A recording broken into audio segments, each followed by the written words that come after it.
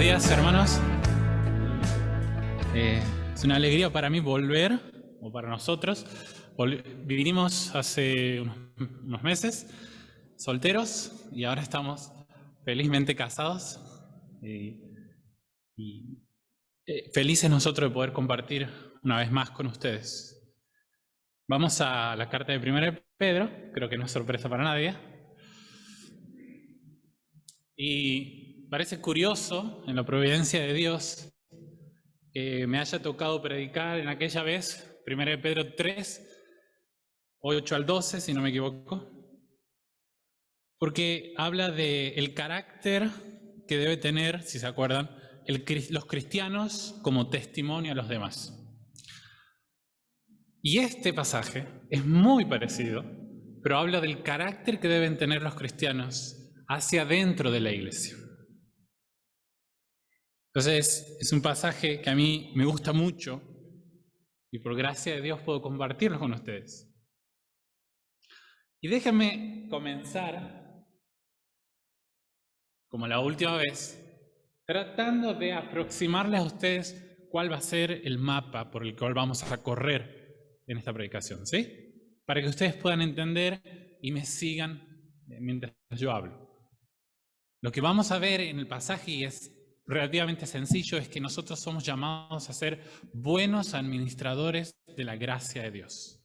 Y eso, para los cristianos, significa saber administrar nuestra mente, saber administrar nuestro corazón y saber administrar nuestra voluntad. Los puritanos sostenían que la imagen de Dios en nosotros era más que la apariencia humana. Estaba conformada por 3 ámbitos: la mente, los afectos o el corazón y la voluntad. Y eso es lo que vamos a ver, cómo Dios nos insta a administrar estas 3 áreas de la vida. Estas 3 áreas de nuestro ser, de nuestra existencia. Vamos a leer el pasaje entonces y recuerden, vamos a ver nuestra mente, nuestro corazón y nuestra voluntad. 1 Pedro, capítulo 4, versículos 7 al 11, dice así: pero el fin de todas las cosas se acerca. Sean pues ustedes prudentes y de espíritu sobrio para la oración. Sobre todo sean fervientes en su amor los unos por los otros, pues el amor cubre multitud de pecados. Sean hospitalarios los unos con los otros, sin murmuraciones. Según cada uno ha recibido un don especial, úselo sirviéndose los unos a los otros como buenos administradores de la multiforme gracia de Dios. Y el que habla, que hable conforme a las palabras de Dios. El que sirve, que lo haga por la fortaleza que Dios da, para que en todo Dios sea glorificado mediante Jesucristo, a quien pertenecen la gloria y el dominio por los siglos de los siglos. Amén. Oremos. Dios del cielo, muchísimas gracias por tu palabra y, Señor, te pido que nos estés hablando y usándome a mí para que yo pueda ser fiel en exponer tu palabra, Señor, pero también dale a mis hermanos acá la fidelidad de ser buenos oyentes, que son atentos al consejo divino y que luego buscan en tus fuerzas practicar lo que aprenden, Señor. Danos a todos un corazón humilde para aceptar tu enseñanza, tu exhortación, y que podamos deleitarnos en tus promesas y en tus palabras de amor para con nosotros. Te lo pedimos esto en el nombre de Jesús. Amén. Bien, el sufrimiento es un tema que sale en todas las partes y en cada párrafo de la carta de Pedro. Simplemente no es una sección dentro de la carta, es un tema que se toca en diferentes formas en todas partes. La persecución era algo muy real para los hermanos que recibieron por primera vez esta carta. Y también creo que lo es para nosotros. Tal vez no tanto la persecución, tal vez no estamos sufriendo persecución, pero evidentemente los cristianos cada vez somos una minoría y cada vez estamos más al margen de la sociedad en la que vivimos. Se puede ver en las redes sociales, pero no hay que escandalizarse tanto, las redes sociales no son el mundo real. Pero también se puede ver de a poco y cada vez más en la vida real. El sufrimiento lo que tiene, y nosotros creo yo que estamos empezando a entrar en una etapa del sufrimiento para la iglesia, el sufrimiento lo que tiene es que es un agujero negro. Atrae y se come absolutamente todo lo que pasa por delante de ellos. Alguien que sufre no puede pensar en otra cosa. Los días de lluvia les recuerdan el sufrimiento. Una taza le hace acordar a alguien que perdió. Una canción se acuerda de aquel momento lindo que ahora perdió. El sufrimiento tiene la capacidad y el magnetismo de todo lo que toca destruirlo. Es así que no podemos pensar en otra cosa. Todo nos recuerda eso, todo nos hace pensar eso. Es por eso que el sufrimiento es un peligro para la vida de la iglesia, porque nos puede transformar en malos administradores de la gracia de Dios. El sufrimiento llega a nuestras vidas y se transforma en algo tan preponderante que nos hace olvidar cuál es la gracia de Dios para nosotros. En vez de agradecer el día, en vez de agradecer las provisiones, en vez de agradecer el techo, en vez de agradecer la familia, no podemos pensar en otra cosa que en el sufrimiento que estamos atravesando. El sufrimiento tiene la capacidad de hacernos olvidar la gracia de Dios por nosotros. Y recuerden, 1 Pedro capítulo 5 dice que esta carta ha sido escrita para que nosotros conozcamos la verdadera gracia de Dios en la cual estamos firmes. No debemos dejar que los sufrimientos nos hagan olvidar y nos hagan despreciar la gracia de Dios. ¿Y cómo entonces podemos ser buenos administradores de la gracia de Dios que Él nos ha dado de forma abundante? Esto es lo que habla esta porción de la Biblia. Veamos el primer punto, nuestra mente. ¿Cómo administrar la gracia de Dios en nuestras mentes? Dice el versículo 7, pero el fin de todas las cosas se acerca. Nosotros debemos tener en nuestra mente claro cuál es el plan de redención que incluye un pasado muy pasado, como dice 1 Pedro capítulo 1, que Él tenía un cordero preparado desde antes de la fundación del mundo. Capítulo 1, versículo 19, que fuimos rescatados con la sangre preciosa de un cordero sin mancha y sin tacha, la sangre de Cristo, porque Él estaba preparado desde antes de la fundación del mundo. Desde antes de la fundación del mundo ya comenzó el plan de Dios. Y hasta la eternidad se va a extender, cuando Él por su gracia nos perfeccione en el día de Jesucristo, porque nosotros anhelamos el día de Jesucristo. Es lo que dice en la entrada de 1 Pedro capítulo 1, versículo 3 al 11. Que nosotros esperamos el día de Jesucristo. Ese plan tiene que ser el mapa de ruta que guíe nuestra vida y guíe nuestra mente, nos ayude a pensar, nos ayude a interpretar el mundo. El fin está cerca y Dios está cerca. Y su plan incluye todo el pasado que puede existir y todo el futuro que se pueden imaginar.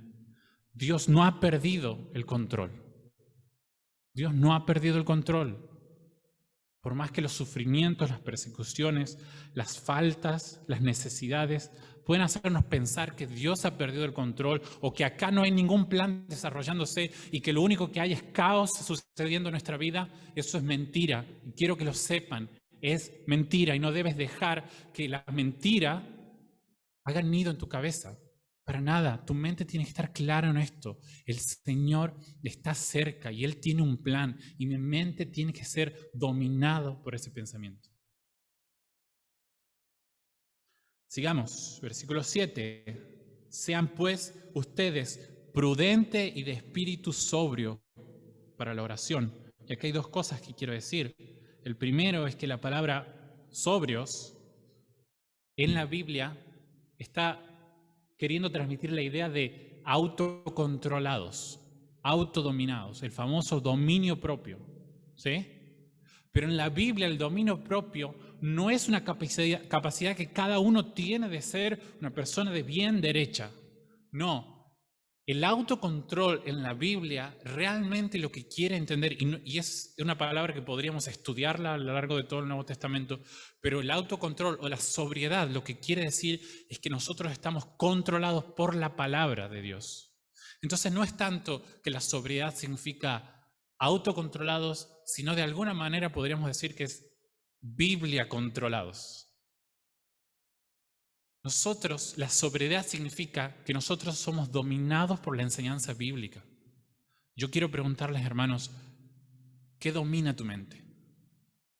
¿Qué abunda en tu corazón? ¿Qué abunda en tus pensamientos? ¿Cuál es tu meditación? ¿Los problemas que tenés? ¿El dólar? ¿Las cuentas? ¿Qué es lo primero que viene a tu cabeza cuando te levantas a la mañana?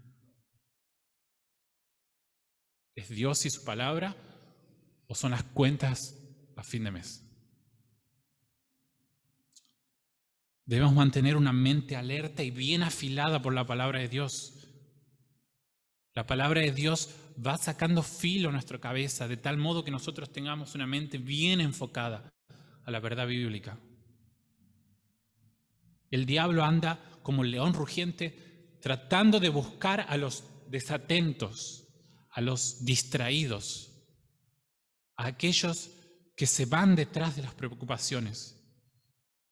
Porque el pecado de hacer daño a los demás aguarda bajo las sombras detrás de nuestras preocupaciones. Nos empieza a comer la cabeza. Y ahora hemos empezado a menospreciar a los demás. Hemos empezado a gritar en nuestra casa. Hemos empezado a hacer daño a las personas que amamos y que nos aman. Porque estamos preocupados. ¿Se dan cuenta cómo el pecado acecha detrás de la preocupación? Cuando estamos preocupados somos más propensos a ceder al pecado. Hermanos, tengamos una mente clara de la verdad bíblica y no nos preocupemos. Tengamos una mente dominada por la palabra de Dios. Y dice, de espíritu sobrio para la oración. Nunca vamos a poder decir todo sobre la oración porque es un tema inmenso para el cristiano y siempre ha quedado menospreciado. Pero lo que quiero transmitirle acá es que la oración tiene como función o como una de sus funciones tranquilizar nuestro corazón. Hay una famosa frase que dice que la oración no cambia las cosas, pero cambia nuestro corazón, cambia nuestra mente, cambia la forma de entender y de sentir y de pensar. Dediquémonos a la oración, hermanos. Sed buenos administradores de la gracia de Dios. Significa que mi mente está afilada, enfocada en la verdad divina, controlada por la palabra de Dios y que persevera en la oración. Te quiero preguntar, ¿sos buen administrador? ¿Sos una buena administradora de la gracia de Dios en este aspecto? ¿Qué pensás? ¿Tu mente está controlada por las verdades de la palabra porque la entiendes, la lees, la estudias, la meditas y luego la oras?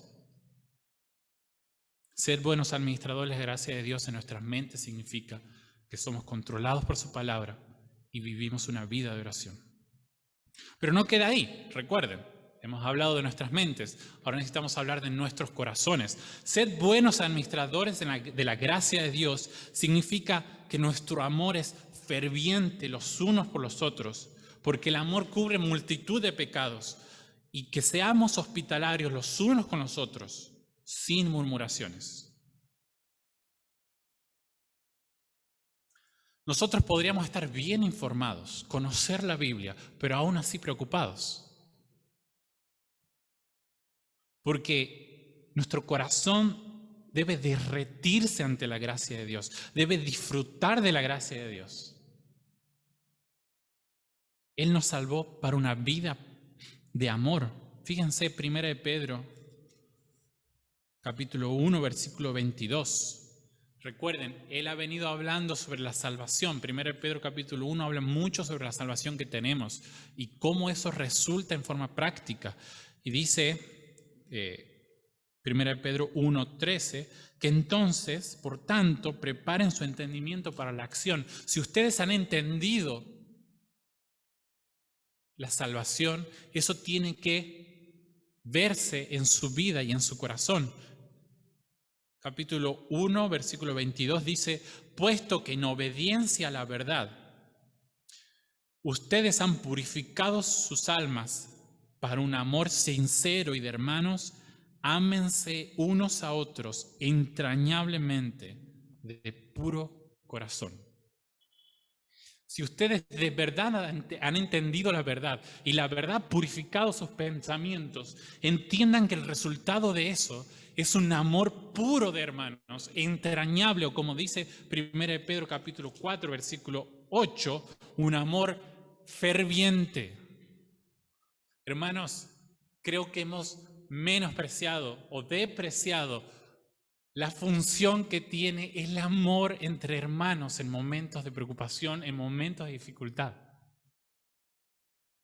Una palabra, un gesto, una oración por el otro, una manera de hablar o un silencio, un abrazo, el tomarse de las manos, muestras de amor son mucho más importantes que cualquier otra cosa en un momento de dificultades. Es urgente este tema, gente.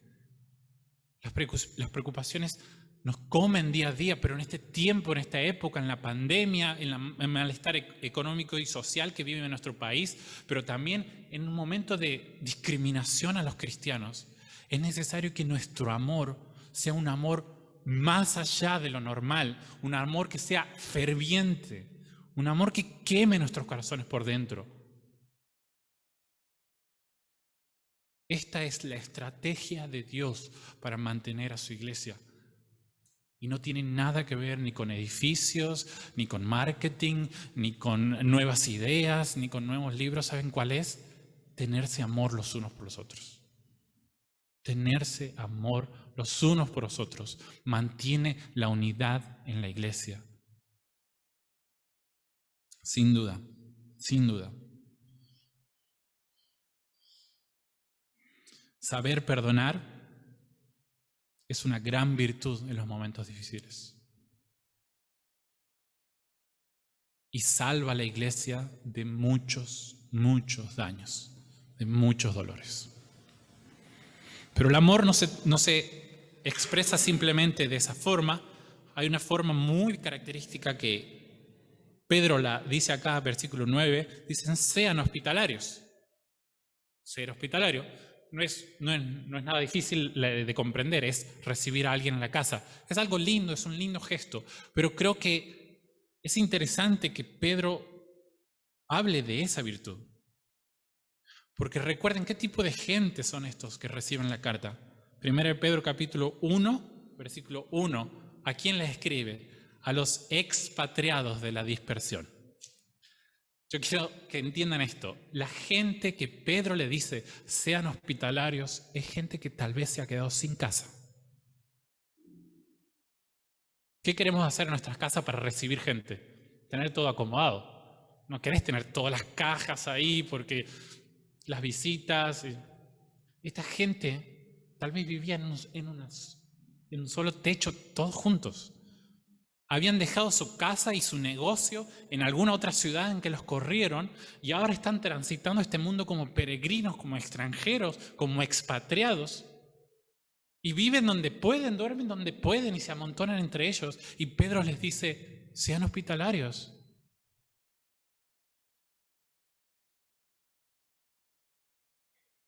Ahí es donde podemos entender, wow, este mandamiento de amor es difícil, no es fácil. Tenemos que saber recibir a nuestros hermanos, aun cuando nosotros no tengamos todo lo que quisiéramos. De verdad, de verdad. El amor entre los cristianos excede lo material. Que nos atiendan bien, que la casa sea linda, que nos den comer, no es algo que deberíamos exigirnos los unos a los otros. Y no es algo que debería estar pendiente en nuestra cabeza sí o sí. Mientras haya amor entre nosotros. La iglesia debe perseverar unida, no murmurando los unos contra los otros. ¿Quién tiene más? ¿Quién tiene menos? Esas cosas dañan a la iglesia en momentos difíciles. Que podamos aprender eso, hermanos. Ya hemos hablado de nuestras mentes, ya hemos hablado de nuestro corazón, cómo ser buenos administradores de la gracia de Dios. Pero es muy posible que esto sea muy exigente. Estamos pasando momentos difíciles y Dios va a poner reglas y exigencias en nuestras vidas. Tenemos ganas de decirle a Dios, Dios, en vez de enseñarnos a vivir en medio del dolor, mejor quita el dolor de nuestras vidas. Si vas a poner estas exigencias de que nuestra mente y la vida de oración y ser hospitalarios y perdonar a los demás, es que mi vida es muy difícil, es que acabo de perder un trabajo, es que acabo de perder una persona querida, es que el coronavirus, es que la economía, es que las ventas, el trabajo, no hay trabajo. Y encima Dios me va a hacer sentir culpable de que no estoy administrando bien su gracia. Yo creo que no hemos pensado demasiado en la gracia de Dios. Tenemos la idea de que Dios es un Dios tacaño en su gracia y que te da un poquito a ver cómo lo administras. Pero la gracia de Dios en la cual estamos firmes, la gracia de Dios en la que Pedro está tratando de enseñarnos en esta carta, es una gracia abundante que nos ha amado y que nos protege en su poder mediante la fe de todos los peligros de la vida, de tal modo que en medio de las dificultades podamos tener un tipo de gozo y un tipo de alegría que el mundo no conoce y que solo los cristianos somos capaces de experimentar. La gracia de Dios, hermanos, es abundante. La gracia de Dios ha inundado todas nuestras vidas. Y si leemos y repasamos toda la carta de Pedro, y no lo voy a hacer porque ustedes lo vienen haciendo hace un buen tiempo, nos vamos a dar cuenta todo lo que la gracia de Dios ha hecho por nosotros en cuanto a su salvación, en cuanto a preservarnos en esta vida, en cuanto a cuidarnos, en cuanto a brindarnos todo lo necesario. De tal modo es tan grande que Pedro, su segunda carta, empieza diciendo: todo lo que es necesario para la vida y la piedad nos ha sido dada. Todo lo que necesitamos para vivir lo tenemos. Dios no está poniendo exigencias sobre nosotros. Dios te ha dado todo, te ha dicho cómo hacerlo y te va a ayudar a hacerlo. Yo sé que el momento es difícil, pero Dios te ha dado la gracia de poder soportarlo. Tenemos que pensar más en la gracia abundante de Dios para entender cuál es su plan. Tenemos que dejar que sus bendiciones dominen nuestras mentes. Tenemos que dejar que su amor domine nuestro corazón. Y tenemos que dejar que sus dones dominen nuestra vida. Y eso es el tercer punto. Somos buenos administradores de Dios en nuestras mentes, debemos ser buenos administradores de Dios en nuestro corazón y debemos ser buenos administradores de Dios en nuestra voluntad. Sé que es un poco más abstracto, uno asocia la mente con la cabeza, el corazón, los sentimientos con el corazón y la voluntad la vamos a asociar con las manos, ¿sí? Las mentes, nuestro corazón y nuestras manos, la voluntad. Todo lo que hagamos debe ser para la gloria de Dios. Versículo 10, 1 Pedro 4, versículo 10. Según cada uno ha recibido un don especial, úselo sirviéndose los unos a los otros como buenos administradores de la multiforme gracia de Dios. El que habla, que hable conforme a las palabras de Dios. El que sirve, que lo haga por la fortaleza que Dios da.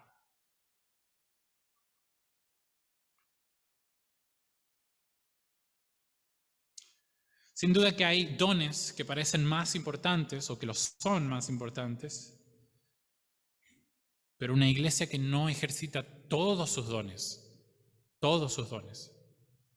le cuesta mucho atravesar los momentos difíciles. Si crees que la iglesia depende solamente de aquellos que tienen el don de enseñar y predicar, estás haciéndole daño a tu iglesia. Tu iglesia, tus hermanos, también dependen de aquellos dones que no se ven, aquellos dones que son más imperceptibles, aquellos que pasan desapercibidos. Tal vez los que se paran acá son más notorios, pareciera que son como los genios de la congregación, pero no lo son.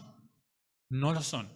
El que sirve con sus palabras, predicando y enseñando, es una persona muy necesaria, como también lo es aquellos que limpian el piso o los baños, o durante la semana se encargan de conversar, de hablar o de visitar, en la medida que se puede en este contexto, a los demás hermanos. Todos los dones son necesarios en los momentos difíciles de la iglesia. Y no sé si ustedes se han dado cuenta, pero estamos viviendo en Argentina un momento difícil. En medio de la pandemia, sí, en medio de lo económico también, y también en medio de esta persecución ideológica. Hermanos, estamos pasando un momento difícil y tus dones son necesarios. Y todos tenemos dones. Y todos los dones son necesarios y útiles en este momento. Si no los ejercitas, si no los pones al servicio, tu iglesia va a sufrir. Tu iglesia va a sufrir. Hay dones que tienen que ver más con la palabra y con la enseñanza. Y es interesante que Pedro lo divide solamente en dos. Pablo suele hacer todo un listado de tipos de dones, pero Pedro simplemente es mucho más sencillo. ¿Por qué? Bueno, porque es una iglesia perseguida. Recuerden, tengan eso en mente. Estos hermanos que reciben esta carta no tienen un salón, no tienen infraestructura, no tienen ministerios, no tienen como la alabanza, los niños y todo lo que nosotros tenemos. Recuerden esto, es una iglesia de expatriados, una iglesia de gente discriminada, es una gente de iglesia que ha perdido su casa, la han expulsado de sus ciudades y ahora están rodando por ahí. Ellos se quedan con lo mínimo. Es una iglesia que tiene, en cuanto a lo material, tiene lo mínimo. Y Pedro le dice, bien, hay dos tipos de dones, o hay dos grandes grupos de dones. Aquellos que tienen que ver más con la palabra de Dios y aquellos que tienen que ver más con la fuerza o con el servicio o con el hacer cosas. ¿Sí? Dos grandes grupos. Pero hay dos cositas que solamente quiero apuntar en este tema. La primera es que estos dos tipos de dones, estos dos grupos de dones, todas dependen de Dios. El que habla, hable conforme a las palabras de Dios, y el que sirva conforme a la fortaleza que Dios da. Los dones son no una extraordinaria capacidad de nuestras habilidades y nuestra personalidad con la gente, nuestra capacidad para hablar y nuestra fuerza porque somos muy inteligentes, porque tenemos los recursos. Tus dones son una forma en la que vos tenés de depender de Dios en lo que haces. Los que nos paramos acá sufrimos mucho miedo y mucha ansiedad porque necesitamos depender de Dios para hablar su palabra. No somos más especiales. Tampoco los que están abajo y trabajan con sus manos son fuertes en sí mismos, sino que en las fortalezas de Dios. Hermanos, los dones no son para nuestro prestigio, para sumar puntos dentro de la iglesia. Los dones son una dependencia de Dios. Nosotros dependemos de Dios en nuestros dones. Tu don no es algo especial con lo que has nacido. Es una responsabilidad que Dios te ha dado. Y que si quieres administrarlo bien, necesitas depender de Dios. Si tu fuerte tiene que ver más con las palabras, necesitas depender de las palabras de Dios. Si tu fuerte tiene que ver más con la fuerza y con el servicio, necesitas depender de la fortaleza de Dios. Pero ahora, la segunda cosa que quiero decir es que esta división es tajante. No. Obviamente tiene que ver con lo que más resalta de nosotros, las capacidades que mejor tenemos por don de Dios. Pero hermanos, todo se hace para la gloria de Dios. Que yo sepa hablar no quiere decir que yo no pueda servir limpiando. Y que usted limpie o que alguien limpie no quiere decir que no tenga la capacidad de Dios dada para decir una palabra de amor justa en el momento justo. Los dones son cosas que Dios ha dado de forma misteriosa, pero en todos tiene que haber la actitud de hablar amor y de servir con amor. ¿Sí? Todos estamos llamados a demostrar amor en nuestras palabras y en nuestros actos.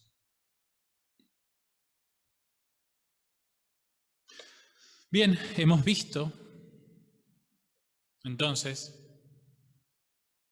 cómo ser buenos administradores de la gracia de Dios. Hemos visto que la gracia de Dios es abundante en nuestra vida y nosotros debemos permanecer firmes. En momentos de dificultad, nuestra mente empieza a olvidar la gracia de Dios. Entonces empezamos a ser malos administradores de la gracia de Dios. Pero entonces debemos llevar cautivo nuestra mente a la obediencia de Cristo, alimentar nuestro corazón del amor de Dios y que nuestra voluntad esté guiada por la palabra de Dios y por la fuerza de Dios, de tal modo que nuestra mente, nuestra vida de oración, nuestra lectura, nuestro amor por los hermanos, la capacidad de perdonarnos, de recibirnos los unos a los otros, de hacernos el bien y de usar nuestros dones, ya sea hablando o ya sea sirviendo, todo sea para la gloria de Dios y para el bien de los hermanos.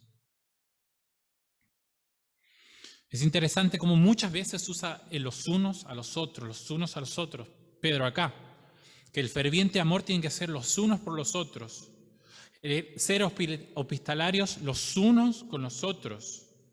El que habla, que hable conforme a las palabras de Dios, y el que sirve, conforme al poder que Dios da. Todas estas cualidades del amor y de la oración son cualidades que se practican en comunidad, hermanos. Creo que ustedes lo tienen claro a eso, pero nunca está de más recordarlo. Es tan obvio que incluso parece absurdo que lo tengamos que aclarar, pero a veces se nos olvida. El amor, la oración, unos por otros, es una actividad que se hace en conjunto. Pensemos en nuestros hermanos. Uno cuando sufre tiene la idea de que somos los únicos que van sufriendo. Pero 1 Pedro capítulo 5 versículo 9 dice, pero resistan los firmes en la fe, sabiendo al diablo, ¿no? Resistan firmes al diablo en la fe, sabiendo que las mismas experiencias de sufrimiento se van cumpliendo en sus hermanos en todo el mundo. Yo sé que el sufrimiento tiene la capacidad de absorber tanto nuestras vidas que creemos que somos los únicos que sufren y nadie nos entiende y nadie está sufriendo lo que yo estoy sufriendo y nadie me comprende lo que yo estoy pasando. Bueno, quiero decirle que eso es una total mentira. Dios sí te entiende, Cristo sí te entiende y sabes que tu hermano que está a tu lado quiere entenderte.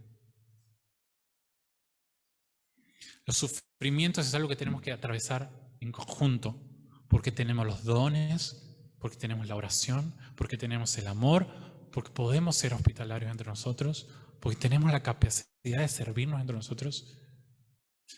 No te aísles en tus sufrimientos. No sos el único que sufre. Tus hermanos están a tu lado. Y por último, quiero agregar una última cosa más. Hemos hablado de nuestro corazón, hemos hablado de nuestras manos, hemos hablado de nuestra mente. Ahora vamos a hablar de nuestro propósito en ser buenos administradores de la gracia de Dios. Ser buenos administradores significa administrar bien nuestro corazón, administrar bien nuestra mente, administrar bien nuestra voluntad, pero también tiene un propósito para lo cual todo esto dirige y es para que en todo Dios sea glorificado mediante Jesucristo, a quien pertenece la gloria y el dominio por los siglos de los siglos. Nosotros estamos llamados a ser buenos administradores de la gracia de Dios para su gloria. Somos administradores para la gloria de Dios. Y cuanto mejor administramos estas cosas en nuestras vidas y toda la gracia que Él ha derramado en nuestros corazones, más glorificamos a Dios. La administración correcta, la administración que da gloria a Dios, no tiene que ver tanto con en cuántos ministerios te han nombrado, sino en si pasas tu vida de oración. No tiene que ver tanto si te dan o no la oportunidad de pararte acá y predicar y así te conozcan y salgas por internet y no sé qué cosa. No, tiene que ver si perseveras en tu día a día, leyendo tu Biblia, meditando en ella. Eso da gloria a Dios. Tu vida de oración, ¿se han puesto a pensar eso? Que lo que glorifica a Dios, lo que te hace un buen administrador de la gracia de Dios, es que en tu intimidad, sin que nadie lo sepa, estás orando por tus hermanos. Eso es ser un buen administrador de la gracia de Dios. Cuando mejor administramos las cosas que Dios nos ha dado, más glorificamos a Dios. Él es el que construye y gobierna esta casa espiritual y nosotros somos llamados a ser los administradores de la casa. Eso es lo que dice 1 Pedro, capítulo 2. Y no quiero marearlos con el griego ni con nada parecido, pero capítulo 2, versículo 4, podemos empezar por ahí, dice que viniendo a Él, a Cristo, como una piedra viva, desechada por los hombres, pero escogida y preciosa delante de Dios. Cristo es la piedra principal, la más hermosa, la escogida, la preciosa. Y también nosotros, también como piedras, Él es la piedra preciosa y nosotros también como piedras vivas, somos edificados como casa espiritual para un sacerdocio santo. El sacerdocio santo ahí tiene que ver con la administración de los dones de la gracia de Dios que nos ha dado. ¿Por qué? Porque la palabra casa significa oikos, o es oikos en griego, y la palabra administradores, del párrafo que estamos leyendo ahora, ¿no? Para que seamos buenos administradores, la multiforme gracia de Dios, la palabra administradores es oikonomos, o economía. Nosotros somos llamados, a mí me encanta esto, porque nosotros somos llamados a administrar las cosas que Dios va dando. Él va construyendo esta casa, Él provee todo lo que hace falta. Nosotros no tenemos que ser los superhéroes de nada. Nosotros lo único que tenemos que hacer es ir cuidando lo que Él va dando.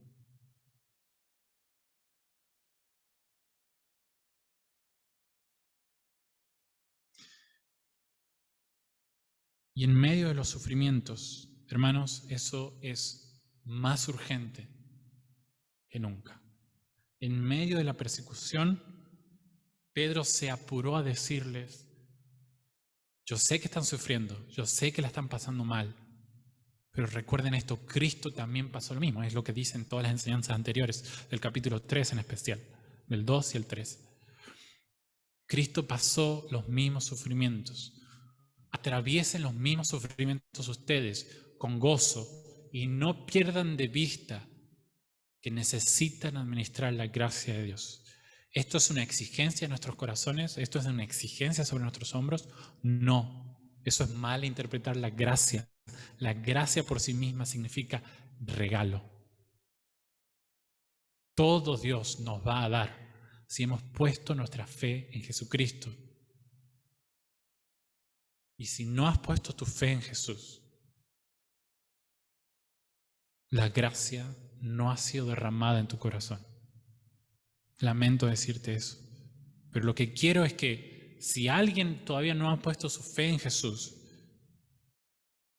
entienda que en Jesús hay gracia para atravesar los momentos más difíciles de nuestras vidas, porque Él no solamente derrama en nuestro corazón gracia, sino en toda su iglesia, para que ahora vivamos los unos por los otros, con amor ferviente, orando los unos por los otros, perdonando nuestras ofensas y ayudándonos a ejercitar nuestros dones.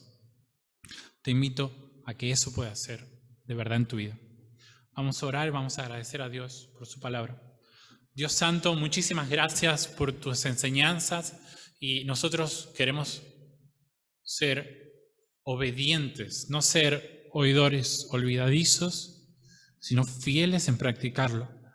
Pero Padre, la verdad es que no sale bien. Somos deficientes en administrar. Pero por eso administramos tu gracia. porque no solamente nos has dado todo lo que es necesario, sino que nos has enseñado a cómo hacerlo y continuamente nos estás asistiendo para que podamos administrar de forma correcta. Padre, nuestra oración es que vos nos ayudes a ser buenos administradores de tu gracia en esta época, en este tiempo y en este contexto difícil que nos toca vivir. Bendecí a mis hermanos acá en la iglesia, a los que están presentes acá, a los que nos ven por medios digitales y a los que no han podido ni conectarse ni venir. Bendecílos para que ellos puedan tener amor ferviente los unos por los otros, que puedan perdonarse los pecados y las ofensas que tienen, que puedan orar los unos por los otros, que puedan ser hospitalarios y recibirse en sus casas y darse lo que necesitan cada uno según su necesidad. Que ellos puedan hablar según tus palabras y que puedan servirse en la fortaleza de tu poder, para que en todo momento y en todas las situaciones la iglesia en Jesús María pueda darte gloria y alabanza en Cristo Jesús, a ti el Padre eterno que tiene en control todas las cosas. En el nombre de Jesús te lo pedimos. Amén.